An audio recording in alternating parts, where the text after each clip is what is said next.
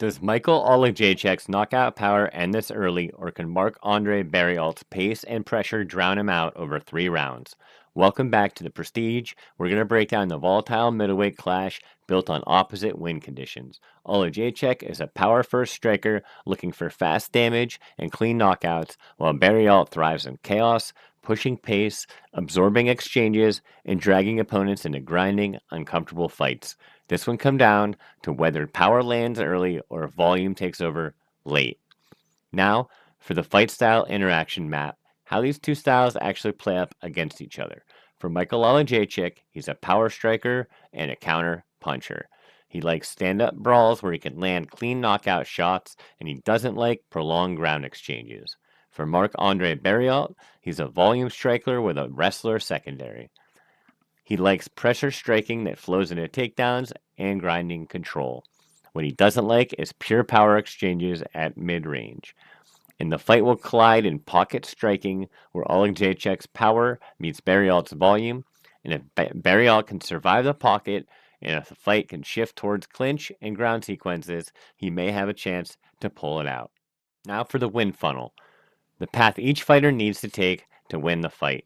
For Michal Oleksiejczuk, he's aggressive, stand-up pressure, counter Barriault's volume with clean power shots, and land a knockout in rounds 1 or 2. And for Marc-Andre Barriault, use pressure striking to force out mistakes, chain takedowns together, and use grinding exchanges, and win via decision or ground and pound technical knockout. And here's the strengths that each fighter brings specifically to this fight. For Oleksiejczuk, he brings massive finishing edge. A lot of his fights, he wins by finish, and a lot of Marc-Andre Barriault's are won by decision if he wins. He brings a superior striking accuracy, and he also brings a lower average fight time, meaning if Marc-Andre Barriault needs time to build through the fight, he won't get it. And Marc-Andre Barriault brings significant volume edge. He throws a lot more strikes. He also has stronger clinch and ground striking output, and he's proven ability to absorb quite a bit of damage, even though he has been knocked out before. And on the flip side, here are the weaknesses that each fighter also brings to the table. For Michal Oleksiejczuk, he's highly vulnerable in extended exchanges.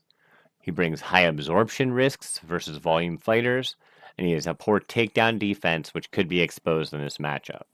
For Marc-Andre Barriault, he brings defensive leakage pretty much everywhere.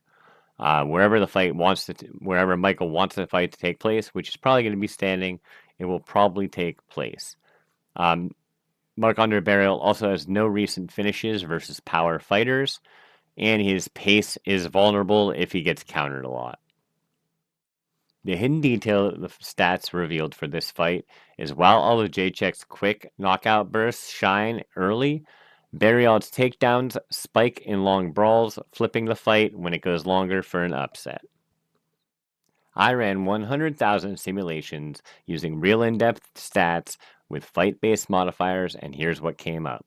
Michal Oleksiejczuk came up with a 56% chance to win, with 44% by knockout, 2% by submission, and 10% by decision, and Marc-Andre Barriault had a 44% chance to win, with 18% by knockout, 2% by submission, and 24% by decision.